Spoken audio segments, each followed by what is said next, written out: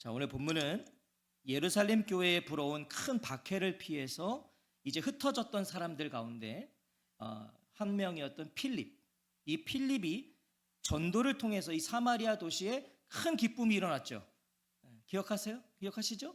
큰 기쁨이 사마리아 도시에 일어났고요. 그 소식이 이제 예루살렘 교회에 있던 사도들에게 전해지는 거예요. 자, 사도들 외에는 다 흩어졌잖아요. 박해를 통해서 사도들만 예루살렘 교회에 남았고 성도들은 다 흩어졌는데 이 성도들은 흩어지면서 복음을 전했어요. 그랬더니 사마리아 도시에 큰 기쁨이 일어났어요. 그 소식이 다시 본부에 전해 들린 거예요. 그게 이제 오늘 본문입니다. 자, 14절을 보세요. 한편 사마리아가 하나님의 말씀을 받아들였다는 말을 예루살렘에 있는 사도들이 들었다. 그때 그들은 사마리아 사람들한테 베드로와 요한을 보냈다. 이 복음으로 인한 사마리아 도시의 큰 기쁨의 소식이 예루살렘 교회에 있었던, 예루살렘에 있었던 사도들에게 전해진 것은 이해가 돼요. 왜? 거기가 본부니까 당연히 전해져야 되겠죠. 그런데 그 소식을 접한 이 사도들이 베드로와 요한을 이 사마리아로 곧바로 파송했다? 이게 좀 의아하다는 거예요. 소식이 들려온 건 좋은데 왜 갑자기 이 두 사도를 파송했는가? 즉시 파송했는가? 사마리아인들의 신앙과 믿음에 문제가 있어서였을까요? 이 사도들이 예루살렘에서 들었는데 거기 문제가 있는 거예요. 신앙이 좀 이상한 것 같아. 믿음이 좀 이상한 것 같아. 그러니까 사도들을 보냈을까요? 그렇지 않을 거예요. 자, 보세요. 14절을 보세요. 사마리아가 하나님의 말씀을 받아들였다. 분명히 말씀하고 있어요. 사마리아가 누구의 말씀이요? 하나님의 말씀이요. 그럼 그들의 믿음은 문제가 없어요. 건강한 신앙을 갖고 있었어요. 사마리아인들의 믿음의 근거는 하나님의 말씀이었다고요. 하나님의 말씀. 자, 우리가 잠시 후에 살펴보겠지만 실제로 파송된 베드로와 요한은요, 사마리아에 가서 그들에게 신앙과 믿음을 다시 가르치거나 교정하지를 않습니다. 가서 복음 안 전해요. 이미 복음화가 됐거든요. 가서 다시 재교육을 하지 않았다는 거죠. 그런데 왜 예루살렘에 있는 이 사도들은요, 이 두 사도를 사마리아로 파송했을까요? 왜 보냈을까요? 이 사마리아 도시에서 복음을 전한 그 흩어진 사람들의 소속은 어디죠? 예루살렘 교회예요. 초대교회. 거기 소속이에요, 전부 다. 흩어진 거니까 거기서. 이 사도들은 마땅히 그곳에 세워진 공동체에 대한 책임을 감당하고자 한 거예요. 저래도 그러지 않을까요? 만약에 우리 성도님들이 복음을 전하러 가셔서 거기가 교회가 생겼대. 그러면 제가 거기 가볼까요? 안 가볼까요? 가보겠죠. 당연히 가보겠죠. 제가 못 가면 누구라도 보내겠죠. 당연한 거예요. 책무를 감당하는 거죠. 이 새로운 공동체가 건강하게 세워질 수 있도록, 그 공동체가 아주 잘 쓸 수 있도록, 그리고 그들을 공식적으로 인정해주기 위해서 사도들을 파송한 거예요. 자, 우리도 교회를 이렇게 개척해서 이제 시간이 지나면 뭘 하죠? 노회에서 와서 설립 예배를 드리잖아요.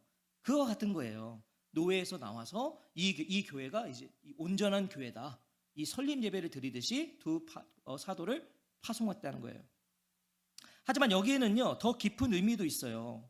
지금 사도들 가운데 누가 파송됐습니까? 베드로와 요한이 파송됐어요. 이 두 사도. 자, 그러면 사도들 중에 왜 베드로와 요한이었을까요? 왜? 그들이 유력한 자들이니까요? 앞선 제자들이니까요? 이 두 사도의 사마리아에 대한 이해를 보면, 이 두 사도가 사마리아에 대한 이해가 있었는데요, 그것을 보면 우리는 왜 이 둘을 파송하게 되었는지를 알 수 있습니다. 누가복음 9장 51절부터 55절을 보면요, 예수님이 사마리아인의 한 마을에 들어가세요. 예수님이 사마리아의 한 마을로 들어가시는데 이 사마리아인들이 그 예수님을 맞아들이지를 않습니다. 예수님을 맞이하지 않아요, 사마리아인들이. 바로 그때 동행했던 제자가 야고보와 요한입니다. 그러니까 이 두 사도는 예수님과 같이 사마리아에 갔는데, 한 마을에 갔는데 예수님을 거부하는 거예요. 그걸 본 거죠. 두 사도가 봤어요. 자, 그때 이 두 제자가 했던 말이 있어요. 그때 무슨 말을 하냐면, 주님, 우리가 말해서 불이 하늘에서 내려와 그들을 없애버리게 하기를 바라십니까? 그러니까 두 사도가 불쾌한 거예요. 아니, 어디 감히 우리 예수님을, 우리 스승님을, 우리 선생님을 거부해. 주님, 불 내려버리라고 기도할까요? 이것들 다 태워버리라고 할까요? 이 얘기를 했단 말이죠. 두 사도가. 두 사도에게는요, 사마리아에 대한 안 좋은 선입견이 있었다는 거예요. 가뜩이나 유대인과 이 사마리아인은 상종을 안 하잖아요. 거기다 거부까지 해 저주를 퍼본 거죠. 그 선입견이 있었어요. 안 좋은 선입견. 자, 그런 두 사람이 파송을 받았다는 것은 뭘 말하는 거겠어요? 예루살렘에 있는 사도들의 입장에서는 이 사마리아의 기쁨을 확실하게 확인해 보고 싶었던 것이고, 가서 확인해 보자, 진짜인가 보자, 그거였고요. 또 하나는 하나님의 입장에서는 뭘까요? 사도들의 입장에서는 확인해 보자, 이거였고, 하나님의 입장에서는 이 두 사도를 보내실 때는 어떤 의미가 있겠어요? 사마리아에 대한 그 강한 선입견을 두 사도에게서 확실하게 하나님은 걷어주시고 좋은 어떤 기준을 갖게 하시기 위함이었다는 거예요. 하나님은 무엇인가를 이 두 사도에게 가르쳐주고 싶으신 거예요. 두 사도는 누구니까? 강한 선입견을 갖고 있는 사람들이니까. 자, 그렇게 베드로와 요한 두 사도가 사마리아에 도착합니다. 15절 우리 한번 같이 읽어볼까요? 15절 시작. 베드로와 요한이 내려가서 그들을 두고 기도했다.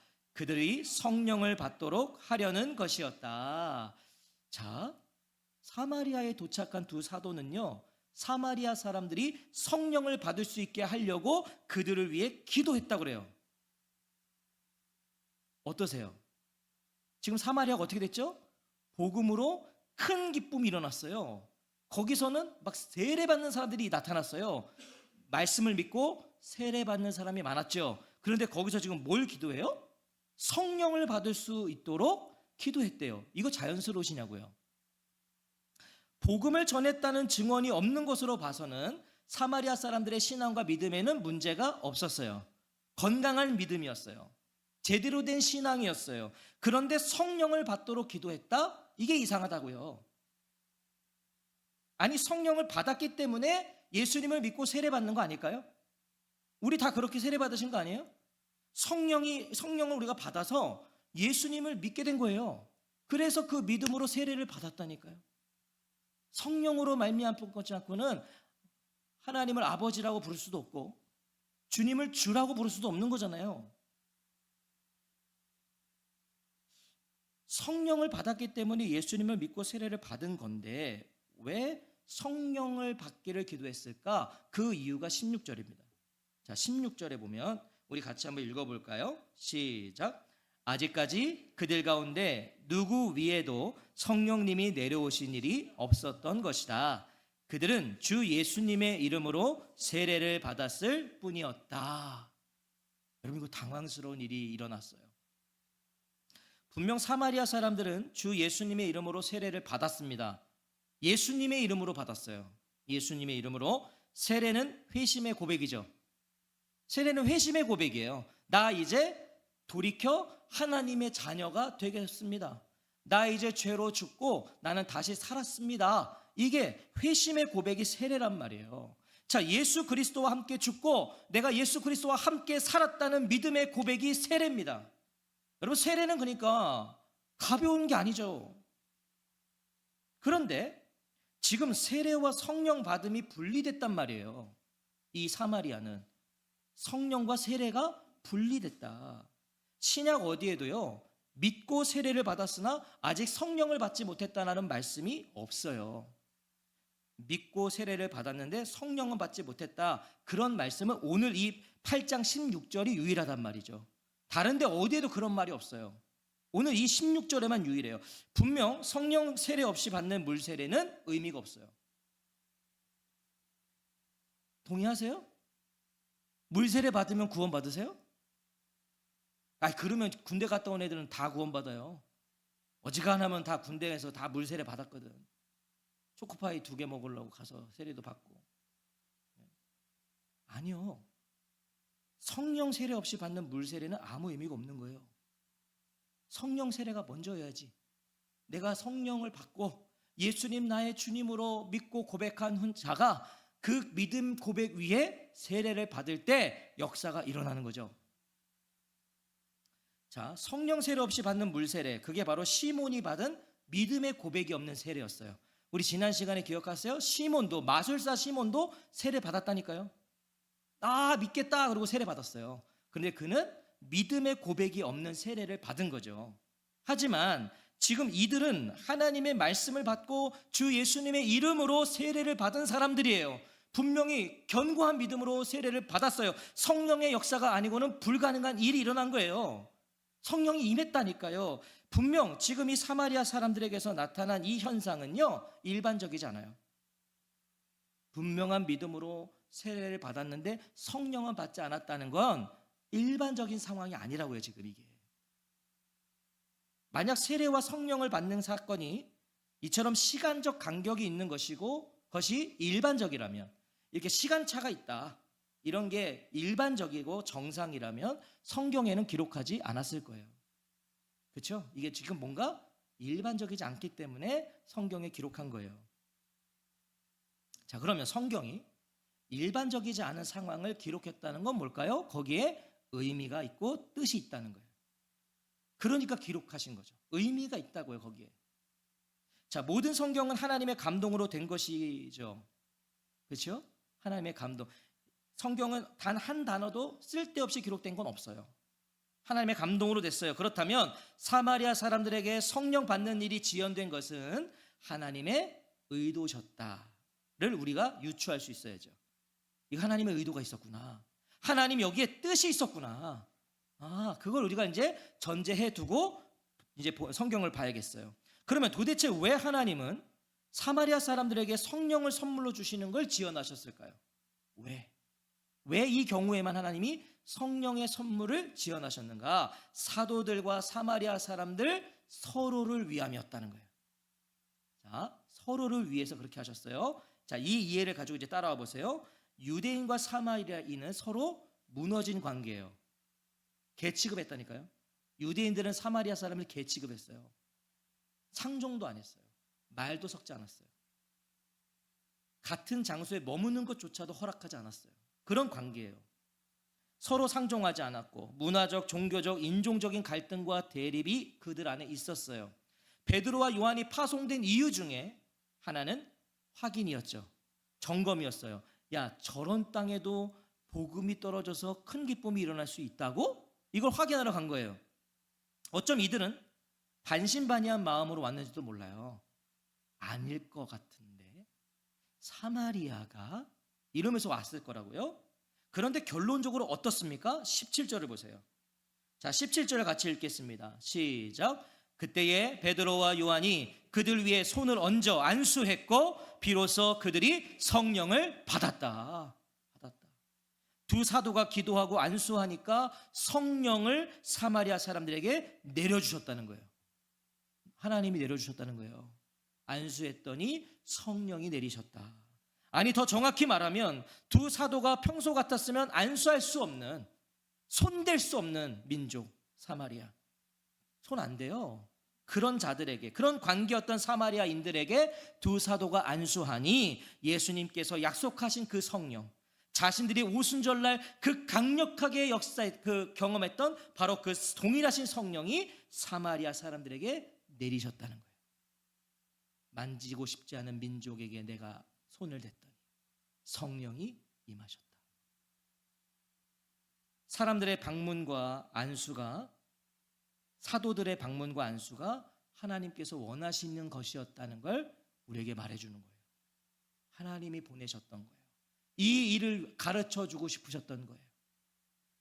사도들이 그들의 눈으로 직접 사마리아 사람들에게도 동일하게 성령이 내리시는 것을 보고, 자기들이 본 거 아니에요. 보고 사마리아 사람들도 자신들과 동등한 하나님의 백성이라는 걸 하나님은 확인시켜 주시고 싶었던 거죠. 저들도 너희와 똑같은 자들이 하나님의 백성이다. 이걸 가르쳐주고 싶으셨던 것이고, 이것이 하나님이 사마리아 사람들에게 성령 주심을 지연하신 이유였던 거예요. 누굴 위해서요? 그럼 결국은 사도들을 위해서 그렇게 하신 거예요. 사도들을 위해서, 그들을 가르치시기 위해서. 사마리아 사람들에게도 마찬가지예요. 반대로 생각해 보면 그들도 유대인들에 대한 편견과 대립이 있죠. 아, 유대인만 사마리아인 싫어했겠어요? 사마리아인도 유대인 싫어하죠. 누가 나 싫어하는데 나도 그 사람 좋아하는 건 정말 어려운 거잖아요. 그렇죠? 하지만 사도들을 통해서 임하시는 성령을 받음으로 사마리아 사람들도 사도들과 유대 그리스도인들을 인정할 수밖에 없었을 거라고요. 성령이 임하시니까 이제 나도 저들을 함부로 말할 수가 없는 거예요. 나도 똑같이 개 취급을 할 수가 없는 거예요. 이제는 새롭게 세워지는 이 사마리아 공동체를, 그리고 예루살렘 교회를 서로 인정할 수밖에 없게 하시기 위한 것이 하나님의 계획이었다. 서로를 인정하게, 예루살렘 교회도 사마리아 교회도 서로가 서로를 인정할 수 있게, 그걸 계획하셨다는 거죠. 여러분, 이거 굉장히 놀라운 일이에요. 사도행전 1장 8절에 보면 이런 말씀 있잖아요. 그러나 성령님이 너희 위에 내려오시면 너희는 능력을 받을 것이다. 그래서 예루살렘과 온 유대아와 사마리아에서 마침내 땅끝까지 이르러 내 증인이 될 것이다. 예루살렘을 넘는 첫 장벽이 어디예요? 사마리아예요. 예루살렘과 온 유대아와, 이거는 같은 민족이니까 그 다음에 넘어가는 게 사마리아라고요. 사마리아. 예루살렘을 넘는 첫 장벽 사마리아였기 때문에 하나님이 확실하고 분명하게 해주신 거예요. 분명하게 넘어갈 수 있도록. 하나님의 이런 특별한 계획이 없으셨다면 아마도 예루살렘과 사마리아는 예수 그리스도의 복음을 믿고 세례를 받았지만 서로를 인정할 수 없는 기독교 종파가 되었을 거라고요. 서로 인정할 수 없는 거예요. 비극이죠. 똑같이 예수를 믿었고 똑같이 성령을 받았는데 서로가 서로를 인정 못하는 거예요. 비극이에요. 오늘 이 사건이 없었다면 분명히 이 두 교회는 그렇게 됐을 거라고요. 하나님은 이 사건을 통해서 사마리아 교회와 예루살렘 교회의 연합을 선포하시는 거예요. 하나다. 너희들이 예수 안에, 한 성령 안에 하나다. 17절은요, 이 놀라운 역사의 통로가 베드로와 요한이었다는 걸 증언해주고 있는 거예요. 그때 베드로와 요한이 그들 위에 손을 얹어 안수했고 비로소 그들이 성령을 받았다. 두 사도가 통로였다. 이들의 안수의 능력이 있다는 게 아니겠죠. 여러분, 안수의 능력이 있는 거예요? 안수의 능력이 있는 거예요? 이들의 안수는 손댈 수 없는, 만지고 싶지 않은 오랜 장벽을 허무는 사랑의 터치였어요. 그 안수라는 행위에 능력이 있는 게 아니라 그들의 그 중심, 지금까지는 손댈 수 없는 자들을, 지금까지는 손잡을 수 없었던 자들을 그들이 먼저 찾아가서 손을 얹었을 때 그 사랑의 터치, 그 사랑 위에 성령이 내리셨다는 걸 기억하셔야 되는 거예요. 조용기 목사님도 그렇고 우리나라의 많은 정말 치유를 많이 하신 목사님들의 가장 다 공통적인 고백은 나에게는 은사가 있는 게 아니라 나는 그냥 그 영혼을 사랑했다, 불쌍했다. 그래서 그 절절한 마음으로 그냥 기도한 것밖에 없다. 근데 낫다는 거예요. 그 은사가 있는 게 아니라, 나에게 능력이 있는 게 아니라, 바로 지금 이 사도들이 그거에서 사랑의 터치였다는 거예요. 사랑의 터치. 그런데 바로 이때 13절 이후로 조용했던 시몬이 다시 등장해요. 이 시몬, 마술사로 이 사마리아에서 사람들을 현혹시켜서 자기 배를 불리고 떵떵거리며 살았던 바로 그 시몬, 그리고 예수님을 믿겠다고 해놓고 세례도 받았지만 뭔가 의심쩍었던 바로 그 시몬이 다시 등장하는데요. 자, 18절 19절 우리 같이 한번 읽어볼까요? 18절 19절 시작. 사도들이 손을 얹어 안수함으로 사마리아 사람들이 성령 받는 것을 시몬이 보았다. 그때 시몬이 그들에게 돈을 가져갔다. 그러면서 말했다. 저에게도 이 능력을 주어 제가 손을 얹어 안수하는 사람이 성령을 받게 해주십시오. 자, 역시 시몬의 회심은 가짜였어요. 가짜였어요. 누굴 속여? 성령님은 못 속이는 거죠. 가짜였어요. 13절에서는요, 필립의 증표와 놀라운 일을 보고 따랐다라고 돼 있어요. 시몬이 세례도 받았지만 누굴 따라갔다고요? 예수를 따르고 복음을 따른 게 아니라 필립을 따라다녔다니까요. 그의 능력을 보면서 그가 막 증표를 일으키니까, 하나님이 필립을 통해 막 역사를 일으키시니까 그거가 어떻게 좋아 보이니까 막 따라다녔다고요. 자, 13절에서는 필립의 징표와 놀라운 일을 보고 따랐던 그 시몬이 필립 이상의 능력을 지닌 자들을 지금 본 거예요. 누구예요? 베드로와 요한. 이거 뭐 필립과는 비교가 안 되거든. 지금 막 역사가 일어나는 거 보니까 사마리아 사람들에게 내리신 성령에 집중한 게 아니라, 시몬은 그 성령님께 집중한 게 아니라 누구에게요? 사도들의 안수에 집중한 거예요. 오, 저 사람들 능력 있네. 안수했더니 막 이상한 역사가 일어나네. 사도들에게 능력이 있다라고 생각한 거예요, 시몬이. 아, 저들에게 능력이 있다. 시몬은 필립이 사마리아 도시에 오기 전까지 어떤 사람이에요? 마술을 뽐내면서 온갖 부와 권위를 누렸던 사람이에요. 돈 엄청 벌었다니까요. 마술질 해가지고 이 사람 사마리아에서. 그런 그의 눈에 베드로와 요한의 안수는 엄청난 능력이고 자신을 더욱 크고 높일 수 있는 어떤 기술로 보인 거예요.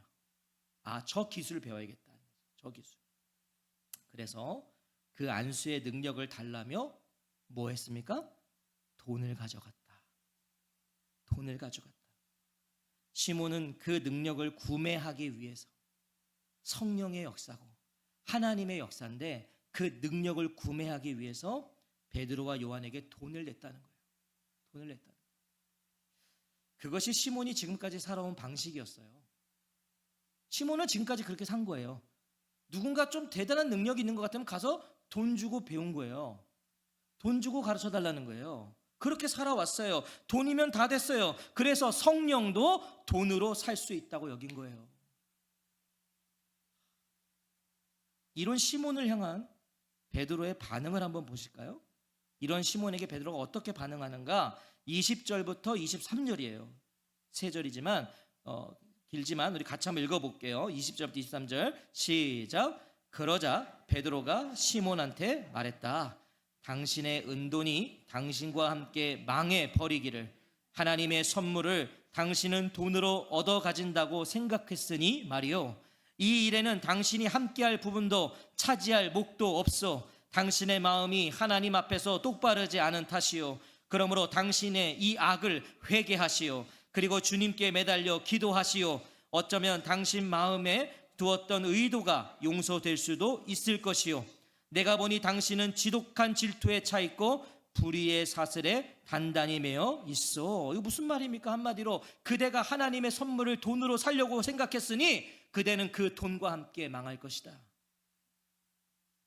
여러분, 베드로가요 저주한 거예요. 넌 돈으로 하나님의 선물을 살 수 있다 여겼으니 넌 그 돈으로 죽을 것이다. 망할 것이다. 당신의 은돈이 당신과 함께 망해버리기를. 이걸 먼저 말하는 거예요, 베드로가. 이유는 뭐예요? 이어지는 거? 하나님의 선물을 당신은 돈으로 얻어 가진다고 생각했으니 말이요. 그러니까 원어로 직역을 해도요. 그러니까 이 새한글 성경이 번역 잘한 거예요. 원어로도 보면요, 저주를 먼저 해버려요, 베드로가. 너가 망해버리기를. 이유를 말하기 전에 저주부터 퍼본 거예요. 저주부터. 베드로의 거룩한 분노를 우리에게 말해주는 거죠. J.B. 필립스라는 사람이 이 부분을 이렇게 해석해요. 지금 이 베드로가 저주를 퍼붓는 걸 좀 현대적으로 이 사람이 번역을 했는데요. 이 사람 정말 적나라합니다. 네 돈을 가지고 지옥으로 꺼져라. 이게 베드로가 한 말이라는 거예요. 네 돈 가지고 지옥으로 꺼져라. 그만큼 악하고 더러운 행위를 시몬이 했다는 거예요, 지금. 왜요? 영적인 능력을 돈으로 살 수 있다 여긴 것은 하나님을 모독하는 심각한 행위이기 때문이에요. 하나님을 모독하는 거예요, 그거는. 영적인 것은 다 하나님의 선물입니다. 아멘. 선물이에요. 영적인 것 중에 우리가 돈을 주고 살 수 있는 게 뭐가 있어요? 없어요. 단 하나도 없어요. 여러분적인 것은 다 하나님으로부터 오는 것이고요. 값없이 주어지는 거예요. 값없이 주어지는 거예요. 값으로 치를 수 없는 단위고 가치라는 거예요. 영적인 걸 어떻게 가치를 매겨요? 어떻게? 하나님의 선물을 세상의 가치로 측량하고 물질로 환산하려는 시도는 하나님에 대한 모독이에요. 모독이에요. 우리가 하나님께 받은 것은 값없이 받은 거예요. 아멘.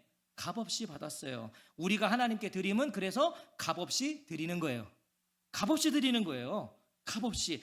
기대와 대가로 드리는 게 아닙니다. 예, 기대와 대가로 드리지 마세요. 내가 이렇게 하면 이렇게 해주실 거야. 내가 지금 이런 상황이니까 내가 이렇게 드리면 주님이 해주실 거야.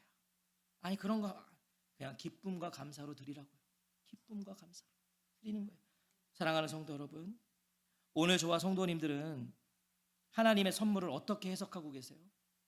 하나님의 선물을 생각할 때 그걸 어떻게 해석하시고 어떻게 바라보고 계세요? 하나님의 은혜를 무엇으로 확인하시죠? 은혜를 뭐로 확인하시냐고요? 하나님의 사랑을 무엇으로 측량하시고 계시죠? 하나님의 선물을 무엇으로 환산하고 계시죠? 지금 하나님의 선물은 비매품이에요. 비매품. 값없이 주어진 거라고요. 선물은. 우리가 누구한테 선물 줄 때도 돈 받고 선물 주시는 분 계세요? 그건 선물 아니죠. 아니 제가 뭐 권사님 제가 준비했어요. 선물이에요. 30만 원 주세요. 이건 선물 아니에요. 값없이 받는 거예요. 선물은 값없이 주는 거예요. 값없이 받으세요. 하나님의 선물을 값없이 받으시라고요. 그리고 값없이 드리시라고요. 값없이 드리세요. 뭐 그렇게 하나님께 드릴 때 뭐 그렇게 제목이 많아.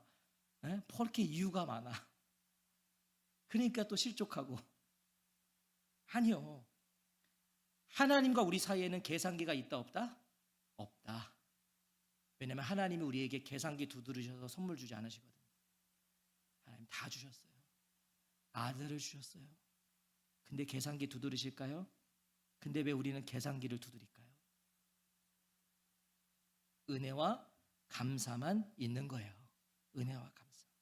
이 땅을 살아가는 동안 하나님의 은혜로 살아가십시오. 하나님의 은혜로 사세요. 교회를 섬기는 동안 하나님의 은혜로 섬기세요. 네, 은혜로 섬기세요. 누구한테 잘 보일 것도 없고 목사한테 칭찬받을 것도 없고 그냥 은혜로 섬기세요. 떠날 때는 나 같은 사람 사랑해 주시고 사용해 주신 하나님의 은혜에 감사함으로 떠나세요. 아니, 이 땅에서 우리가 다 떠날 건데 나 같은 거 감사해서 나 같은 거 써주신 하나님 감사해서 가면 되죠. 가면 되죠. 목사님들도 다 그렇게 가셔야 되는데 큰일 났어요. 지금 우리 교회 우리 교단 백석교단이 목사 정년을 없앴어요. 목사님들이 다 안 떠나시려고 정년이 없는 교단이 됐어요. 우리 교단이. 그러면 안 되는데 떠날 때는 나 같은 사람 사랑해 주시고 사용해 주신 하나님의 은혜에 감사함으로 떠나시기 바랍니다. 떠나세요. 그것이 하나님의 선물을 받은 올바른 성도들의 자세예요. 선물 받았으니 나도 드리고 가는 거예요. 나누고 가는 거예요. 세상에서 가장 큰 선물을 받은 자답게 주어진 삶을 살아가십시오. 가장 큰 선물 받았잖아요. 그게 지금 뭐 알아서도 그거는 해석하세요. 가장 큰 선물을 받은 자답게 주어진 삶을 사십시오. 세상에서 가장 귀한 선물을 받았은 그것을 내가 아는 만큼 주어진 자리를 지키십시오. 그런 저와 성도님들이 되시기를 주님의 이름으로 축원합니다.